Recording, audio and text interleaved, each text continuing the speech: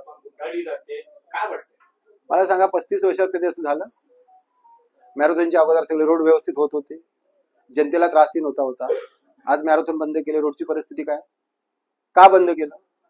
कशासाठी बंद केलं? आणि त्याच्यानंतर तुम्ही काय निष्पन्न काय करता? लोकांना तुम्ही सांगत होते ना गुंडाराज. अरे गुंडाराज मध्ये ती मुलांसाठी प्रोत्साहन देत होते ना.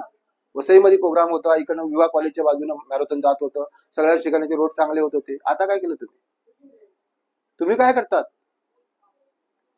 जेव्हा आपण एकावरती एक बोट दाखवतो तेव्हा 3 बोट आपल्याकडे आहे. 3 पटीने तुम्ही गुन्हेगार आहात. 10 महिन्यात तुम्ही दाखवून दिली तुमची गुंडागर्दी. 10 महिन्यात झाली तुमची सत्ता आली आणि काय होतं आज या महिलेवरती कोणतरी एक टप्पुरी बोलतो आणि त्याला हे सरकार सपोर्ट करतो. अजून काय लाजेची बाप आहे मला सांगा?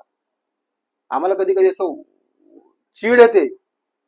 मला नाही वाटत हे जर जास्त दिवस नाही झालं तर हे आमदार आहेत ना, यांना लोक मला वाटतं सभा पण घेऊन देणार नाही.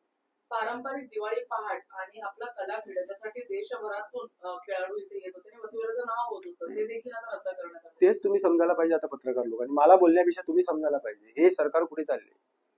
आणि इकडचे स्थानिक आमदार आहेत ते का नाही विनंती करत?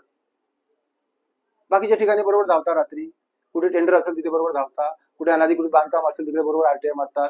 त्यांचे कार्यकर्ते तिकडनं बरोबर तोडपाणी करतात. ते बरोबर माहिती हायवेला कुठेतरी गोडाऊन बांधतात, एखाद्या काम चालू असेल तिथे कार्यकर्ते पोहोचतात, त्यांच्याकडनं पैसे घेतात.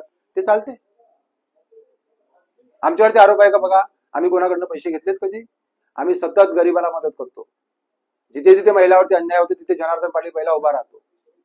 आता पण मी सांगतो, अजून पण तुम्हाला मी पत्रकारच्या समोर पोलिसांना विनंती करतो, कलकलीची विनंती करतो, त्याला शोधा, नाही तर काय खरं नाही दिसत मला वाटतं.